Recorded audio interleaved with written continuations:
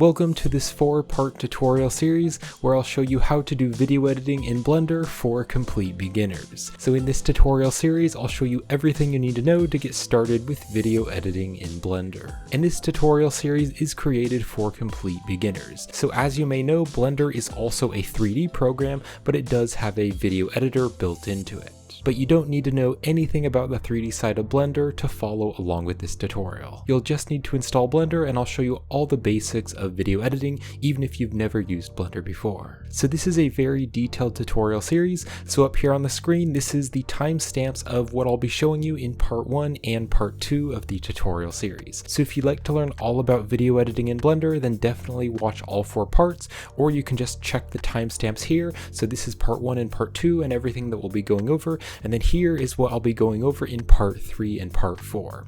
And these timestamps will be in the video description of all of the videos here on YouTube. And also if you hover your mouse over the YouTube timeline, then you can find all the timestamps and you can just check out a certain part if you want to learn a certain part or go back to something that you've previously learned. Or you can watch all 4 parts to get a complete overview of Blender video editing. And if you find this tutorial series helpful and you'd like to help support me and this channel, then some great ways to do that are by checking out my Gumroad store and my Patreon page and the YouTube memberships. So on my Gumroad store I have many Blender related 3D products such as 3D models and assets, tutorial files, artwork project files, procedural materials, and much more Blender content on my Gumroad store. And everything which is on my Gumroad store is also up on my Patreon page. And if you join my Patreon page, then you'll get access to lots of content and you'll be supporting the channel monthly. And if you'd like to support the channel here on YouTube, then you can check out the YouTube memberships by clicking down there on that join button. And if you find this tutorial series helpful and you'd like to just send me a little tip,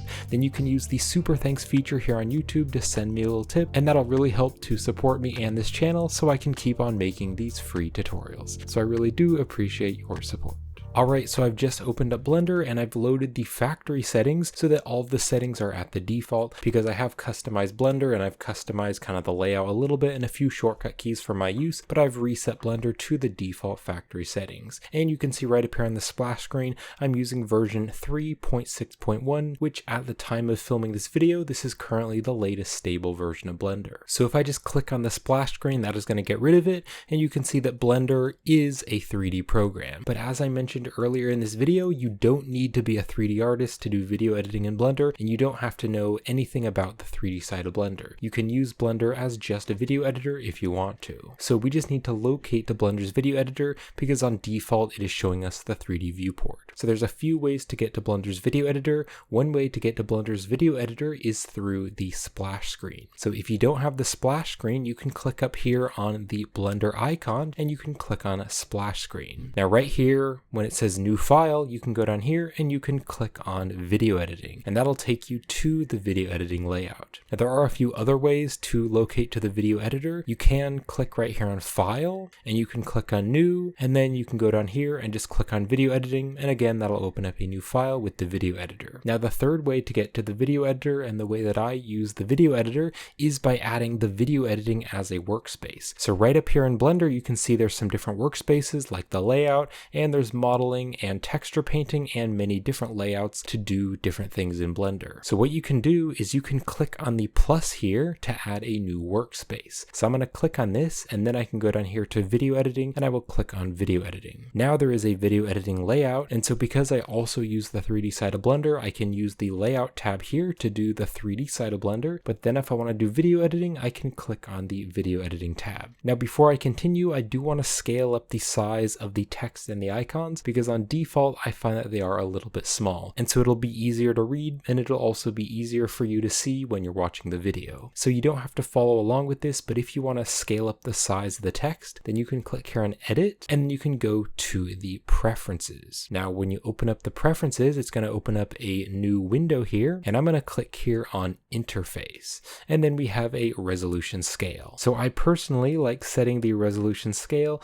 to a 1.36, and you can see now the text is bigger and the buttons are bigger. And then if you want to make this resolution scale the default in Blender, then you can click on the Save Preferences button, and that will set this resolution scale at the default. So I'm going to click on the exit here to close Blender's user preferences. Now later on in this video, I will show you how you can set up Blender so that when you open it up, it'll automatically be in the video editor, because some of you watching this video may not use the 3D side of Blender and you might just want to use Blender's video editor. I use the 3D side of Blender as well as the video editor, but if you just want to do video editing, I'll show you how to set up video editing as the default, but I'll show you that later in this tutorial series. Alright, so I'm now going to go over the user interface and show you what everything does. So right up here we have the video preview, and this is where you'll actually preview your video editing. And if you want to zoom in and out of this, you can just scroll with your mouse wheel. So just hover your mouse in the preview and then scroll with your mouse wheel in and out. You can also hold down the control key and then middle click and drag, and that's going to make the preview bigger or smaller. Now you can also click with the middle mouse button to move around the preview in this preview window. In these workspaces, you can also click on the corners here and you can drag them bigger or smaller if you want to rescale them. Now you can also use this little gizmo right here. So if you just left click and drag on this little hand, that is going to pan it. And you can also left click and drag here on the magnifying glass icon, and that is going to make it bigger or smaller. And if you do want to hide these buttons, you can click on this button here and that is going to hide the gizmo. So I am going to hide it just because I prefer to not have the gizmo. Now right over here on the left, we have Blender's file browser. And so what you can do is locate to a folder on your computer. For instance, maybe I have some videos here in the videos folder. I can double click on this and go into the videos folder, and then I could select files and I could drag and drop them into Blender's video editor. And you can also make a new folder by clicking on this button here. You can also locate to a different directory on your computer. You can also click on this button here to go out of the folder. So I could go back to my home folder and I could, for instance, go to the downloads folder. And just as an example, I've added in some files here in my downloads folder so you can preview them. And also if you want to change the preview, you can click here on the display settings and you could change the size. So I could maybe turn this to small. I could also click here if I wanted to change the display mode. So now it is a list instead. And if I want to add some of these files into my video editing, I can click and drag and I can drop in this picture here. I could also drag in a video, so I could click and drag and drop this video here into the editor. Now on the other side of this is the properties panel. And all of these buttons right here, this is mainly just for the 3D side of Blender. So there's world properties, there's just different modifiers you could add on top of the objects, and other settings here like the material settings. But for video editing, you're not really going to use any of these. You're just going to use the output. And I can scroll my mouse wheel to preview the output settings.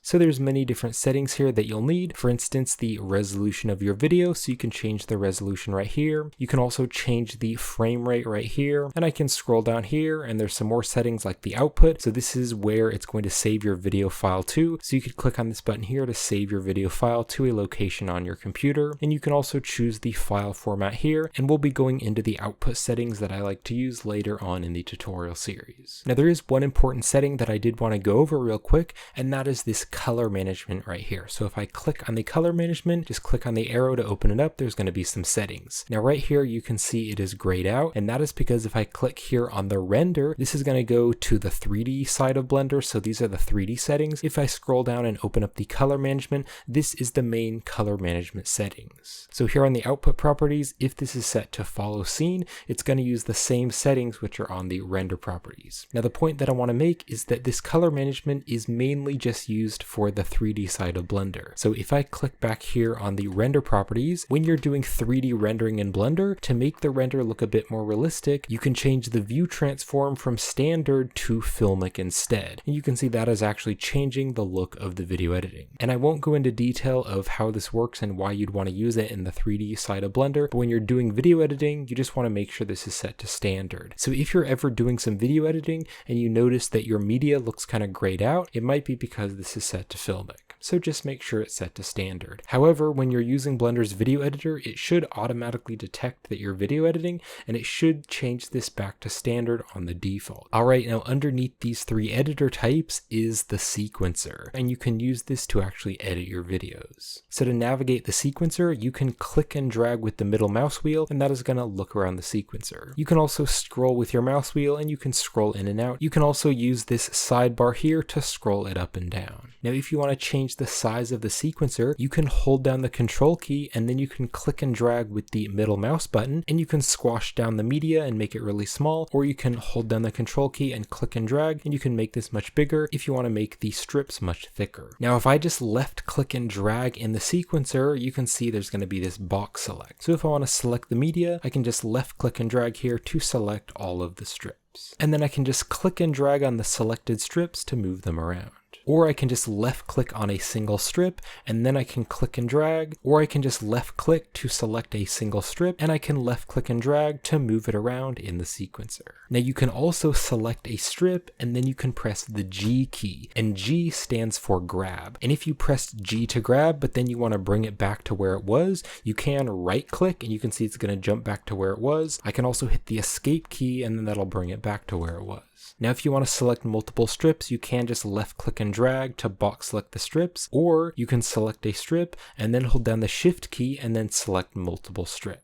Now this little blue line is the playhead, and this is going to be the current frame that you are viewing. So to move the playhead, you can left click and drag right up here on the seconds, and as I drag this you can see it's going to show the seconds. So 1 second is right about here, and then 2 seconds is right about here. Now another way to move the playhead is to hold down the shift key and then right click and drag anywhere on the sequencer, or you can just left click right here on the seconds to move the playhead around. You can also use the arrow keys, so I can click right arrow or click left arrow just to move frame by frame. Now over here on the left side of the screen is the channels. So if I click and drag with my middle mouse wheel, that is going to move up and down the channels. I can also use the scroll bar right here. And each channel has a name, so it's just renamed to channel 1 and channel 2 and all the different channels. And the channels are super useful when you are organizing your video editing. And I can click right here on the side of the channels and I can drag this down and I can close it if I want to get rid of it, or I can make it larger. I can also double click on the channels to rename them. So this one here I could call audio because this is the audio strip. I could also double click on this one and I could call it video. And then this one right here, and I could rename it to photos. And this can just be really helpful when you're doing some very complex video editing. Now if you don't want to use the channel organizer, you can just click here on the side when those two arrows appear,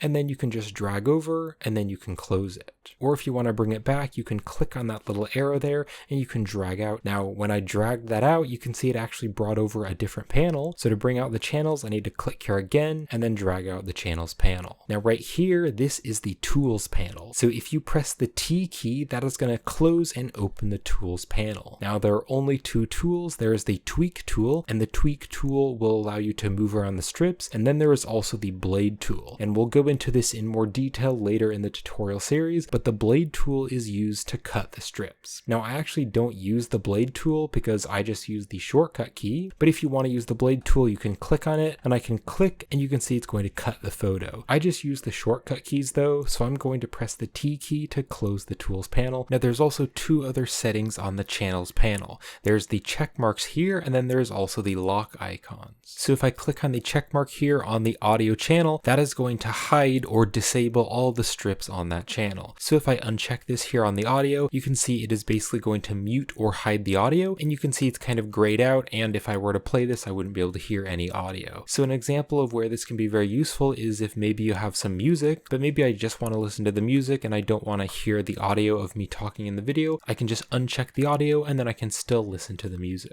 Or if I want to hide these photos temporarily, I can just click on the check mark to hide them. Now, next to the check mark is the lock icons. And if you click on the lock icon, it's going to add these diagonal lines to all the strips in that channel. And so this is going to lock the strips. So if I select the strip and press G to grab or try to move it, I can't move the strip because it is locked. So this is very useful if you've done some very complex video editing and you want to make sure you don't accidentally move something or mess up your video editing. You can just lock that channel once you're done editing it, and that way you won't accidentally move the strips. You can, however, still delete locked strips. So if a strip is locked, you can select it and then hit the delete key, and that is going to delete that strip. And you've probably figured this out already, but the channels which are higher up is what you're going to preview first. So if I just select the photo and move it over, now you can see the video, but if I drag the photo over where this playhead is, now you can just see this photo. So whatever is higher up on the level of channels, that is what you're going to see first. And then if you want to move a strip up and down, but you don't want to move it along the time, so back and forth, you can just left click and drag, or you can hit G to grab, and then you can click and hold with your middle mouse wheel. And when you click and hold with with your middle mouse wheel, it's going to show you the x-axis and the y-axis, and it's going to lock it to these axes. So I can let go on the y, and you can see now that there is this green line, and that's the y, and now I can't move it back and forth, I can only move it up and down. And the other way to do this is to use the X key or the Y key. So if I just left click and drag, as I'm dragging this, I can hit the Y button, and then it will bring it up on the Y axis, and I can just move it up and down, and then let go. So this is very useful. For instance, if I drag these photos over here, let's say I want these photos to both start at the same position. So I want to move this down, so I can hit G to grab, move this down, but I might accidentally move it over by a frame. And also if I'm very zoomed out like this, if I scroll out with my mouse wheel, if I hit G to grab, it might be very hard to keep it on the same frame. So I can hit Y, it'll constrain it to the Y axis, and then I can click there just to place it. And if I zoom in, you can see now they're both at the same frame. And then to play the video, you can hit the space bar. The space bar is the shortcut key to play it, so I can now watch the video, and then I can hit the space bar again if I want to pause the video. Now over here on the right side, you have the different strip settings. And to open and close this side panel, you can press the N key. So the N key is going to open and close this panel, or you can click right here to make it bigger or smaller. Now this panel is going to change depending on what strip you have selected. So right now I have this photo strip selected, and so it's going to give me a bunch of settings to change the photo. However, if I left click on the video, now there will be some different settings for the video, and if I left click on the audio, now there's going to be some different settings for the audio. So this will change depending on what strip you have selected. And then to see all the strip settings, you can click on the arrows here, and these arrows are going to open up all the settings. And then you can scroll with your mouse wheel to go up and down on the settings, or you can click and drag right here on the scroll bar. So we will be going over these settings later on in this tutorial series, but we're not going to be going over that right now. And then also right over here, there are some different tabs. So there are some tools and some modifiers and proxies, and we will be going over these settings later on in the tutorial series. Alright, now below the sequencer is the timeline, and the timeline is this little tiny bar right here. Now if you want to make the timeline bigger, you can click and drag right here, and you can make it bigger, and you can see that it's going to show you the frames which you are on. So if you want to, you could make this bigger and then move along, but because I can move along here in the sequencer, I really don't need this. I want the extra space, so I'm going to click and drag to make this smaller, so it's just really tiny. So the timeline can be used to play and pause the animation. So right here on the arrow, if I click on this, that is going to play it, or I can also use the space bar to play and pause the animation. And then once you play the animation, there is also a pause button, and then if I want to play backwards, I can click on the other arrow, and that is going to play backwards. Now these two next buttons are going to jump to the next keyframe in your animation. Now you're going to use keyframes when you're animating different values. For instance, you might be animating the scale of an image, or you might be animating the audio getting louder or quieter. Now these two buttons here are either going to jump to the ending of the timeline or the starting of the timeline.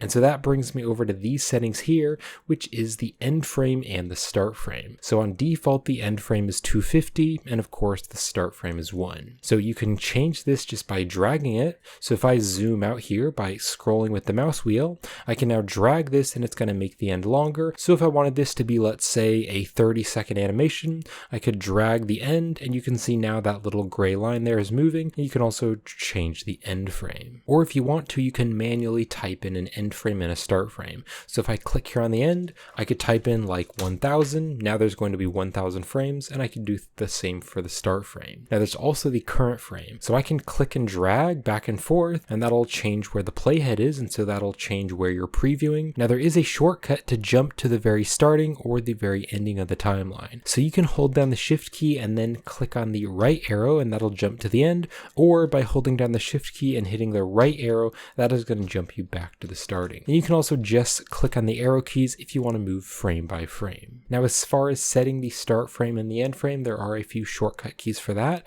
So let's say that I want the video to end right here. I can hold down the control key and hit the end button, and that'll make the end frame to wherever my playhead was. And the same thing works for the start frame. So if I click and drag to go over here, I can hold down the control key and I can hit the home button. So control home is going to set the start frame, and control end is going to set the end frame. Now also with the start frame and end frames, you can copy these values. So if you hover your mouse over any of these values, I can press Ctrl C and that is going to copy the value. And then I can go here to another value, like let's say I want to go to the current frame. I can press Ctrl V and then that is going to paste that value. Now I'm going to move myself over because I want to show you the settings which are over here on the timeline. So on the timeline, you can click here and there's going to be some more settings. So you can look through these if you're searching for a specific setting. So I will be going over a few of these settings later in the tutorial series, but just know you can get to some of the settings right here. And then speaking of menus, there are different menus on the different editor types. So right here, there are some menus for the sequencer. And then also right up here, there are some different settings for the preview. Now another way to get to the menu is to right click. So right clicking is going to open up the context menu. So you can right click in these different workspaces and it's going to give you the context menu. Like for instance, an easy way to delete the strip is to just select the strip. I'll click on the audio and then I can right click and then I could copy it or paste it, or I could also delete it. So we've now covered all of the different editor types. And if you want to go into full screen with one of the editors, you can hold down the control key and then hit the space bar. And then I can control space bar again to go back to the default layout. Or you can also click on the back to previous and that'll go back to the layout. So for instance, if I video edited my video together and I want to preview it before I render it, I can control space bar with my mouse in the preview and then I can zoom in with the scroll wheel and then I'll hit the space bar to play this and I can watch the video. Alright, so now that we've covered the video editing layout, I'm going to show you how to add media. So there's three main ways to add media into Blender. You can use the file browser over here like I mentioned earlier, and you can locate to the folder on your computer where you have the media and you can click and drag and you can drop in the files. The other way to add media is to drag and drop it from your file browser. So I have a multi-monitor setup on my computer, so from my other monitor I can click and drag and I can drop in media like this photo here. And this is how I usually drag in media because it's the most intuitive, because while I'm video editing I usually have my file browser open up on another monitor. Now another way to add media is to use the add menu. So I can click on this add menu right here and there are many different things you can add. So we'll be going over these other things later in the tutorial series, like different effect strips and some fades and many different things to add, but the main ones that you're going to be adding are the movie, the sound, and the image. So I could click here on movie just to add a movie. And when I do this, it'll bring up Blender's file browser and I can locate to the folder where I have my video and I'll click on this and I can either double click on it or just click on add movie strip. And now it's going to be added in wherever the playhead was. So it is right here and I can click and drag just to move it around.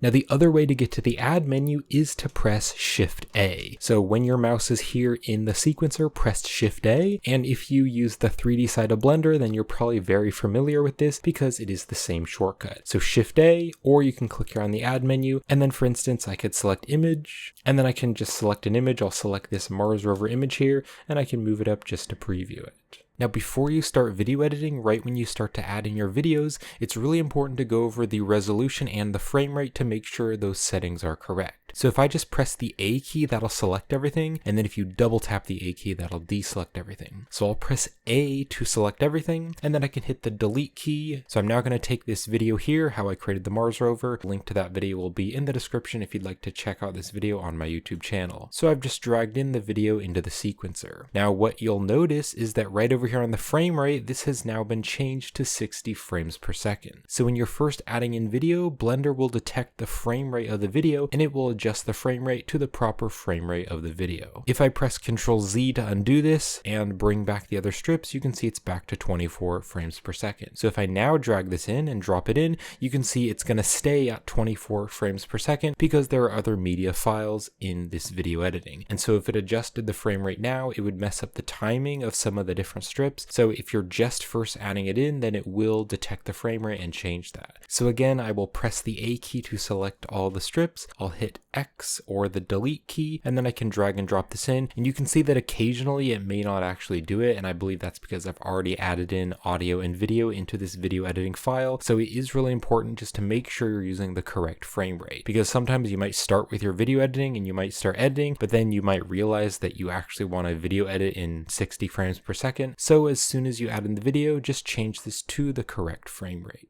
Now another important thing that I want to make you aware of regarding the frames per second is that Blender will adjust the size of the video so that it is playing at the correct speed. So this video is 60 frames per second. However, I've set this to 24 frames per second. And so if I hit the space bar to play the video, it is playing at the correct speed. But I'm losing many of those frames because I'm using 24 frames per second instead of 60. Now this feature where Blender automatically makes the video play at the correct speed is actually super useful, because if you have two different videos that are two different frame rates, then you can video edit them together without any issues. So here I have my Blender Honey Fluid simulation video. I'll have a link in the description to that if you'd like to check it out. But I made this video in 24 frames per second, and I made it in 24 frames per second because it's a 3D animation, so I just used Blender's default of 24. However, when I record my tutorials, I use 60 frames per second. Now I want to use 60 frames per second because this video is 60 frames per second, so here on the frame rate I will change this to 60, and now if I zoom out here you can see that Blender has actually adjusted the size of the fluid simulation video. And just to show you that again, just look here at this video strip. I can change the frame rate to 24 frames per second, and now you can see it's adjusted the audio and the video to the correct size. So if I now play the timeline, you can see both of these videos are playing at the correct speed, even though they are different frame rates. Now if you are changing the frame rates with the two videos in the editor,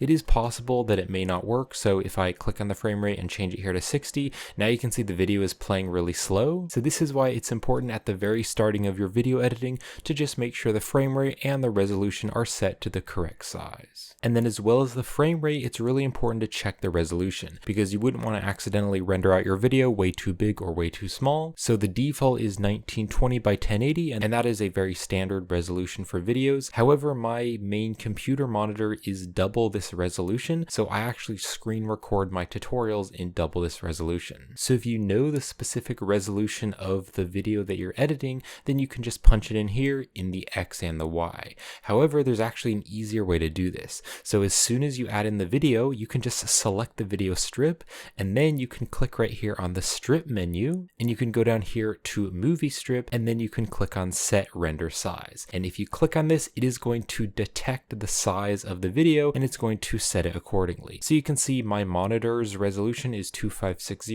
by 1440, so that is 2K resolution, and so that is the resolution that I record my videos. And if you have no idea what the frame rate and resolution is of your video, if you select the video and press the N key to open up this side panel here, you can scroll down here to the very bottom, and you can open up this source. And under the source, it's actually going to show you the resolution and the frame rate of the video which is selected. So if you don't know what the video's frame rate and resolution are, you can check it right there. Now before I end part 1, there are a few other options that I want to go over. So if you press the spacebar to play the video, you can see right up here in the corner of the preview, there is a frames per second. And you can see that sometimes it dips into that red value. And for you, it may be dipping into the red value a lot more, and it might actually be really laggy. And why this is happening is because Blender is having a hard time showing you the preview in real time as you play the video. And it can get even worse the more complex your video is. So if you have a large video and you have some images and you have different music and sound effects and all that,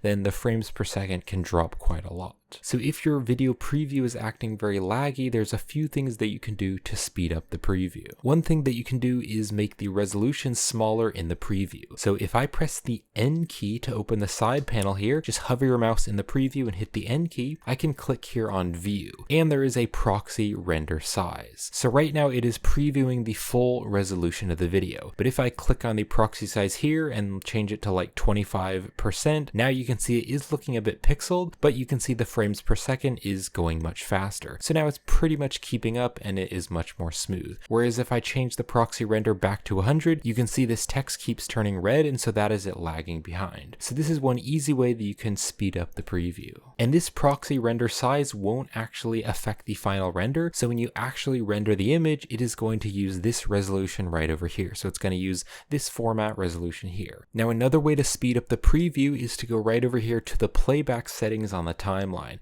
So you can click on the playback here and you can see there is a sync. Now right now it's set to play every frame, so Blender's going to try to show every frame. However, there's two other settings. There is the frame dropping and sync to audio. So I'm going to play the video here and I'm going to open up the proxy render size and I'll turn this back to 100 so you can see how much it is lagging. So if I click on the playback here and click on play every frame, let's first change this to frame dropping. You can see it kind of is working a little bit better, but I prefer to click on this playback here, go to sync, and I prefer to use the sync to audio. So you could try the frame dropping or try the sync to audio. I like to use the sync to audio. Now while we're on the topic of the playback settings, there is also this audio scrubbing, and I do like to turn this on, so I'll click on the audio scrubbing. So with that setting turned on, I can now just scrub through this and just decide to use a different object for the parts of our body, and you can hear that it's actually playing little bits of audio as I drag the playhead around. So if you don't like this setting, you could just leave it turned off, but I do like turning it on because I can just scrub through this. So I just added another, and I can listen to what I'm saying as I'm editing the video. Now going back to the topic of fixing lag while you're editing your video, there's one more really useful feature for eliminating lag, and that is the proxy feature. And to cover all the proxy settings, I'm going to leave that for a separate part later in this tutorial series. But if you select a video here and then click over here on proxy, there's going to be some different proxy settings. So I'll go over all of the proxy settings and how to use the proxies later in the tutorial series. But if you set up proxies on your video strips, it'll really speed up the preview and make it so much smoother. So I'll show you how to set up proxies later in this tutorial series. Alright, so with all that covered, this is going to wrap it up for part 1 of my Blender video editing tutorial series for beginners. So I hope you're enjoying this tutorial series and I hope you're learning a lot, and thank you for watching. And there's so many more things that I'm going to cover later in the tutorial series, so definitely check out the next part when it is released. I'll have the link in the video description and the card right up there to part 2 when it is released. And if you're enjoying this tutorial series and you'd like to help support me and this channel, then some great ways to do that are by checking out my Gumroad store and my Patreon page, where you can get access to 3D models and assets, tutorial files, artwork project files, procedural materials, and much more Blender content on my Gumroad and Patreon. And if you'd like to help support the channel here on YouTube, then you can check out the YouTube memberships by clicking down there on the join button next to the subscribe button. And if you join the YouTube memberships, then you'll be helping to support the channel monthly, and you'll get some cool perks here on YouTube. And you can also use the super thanks feature here on YouTube to send me a little tip in the comments if you're enjoying this video, and I do appreciate all of your support. But thank you so much for watching, and I'll see you in part 2.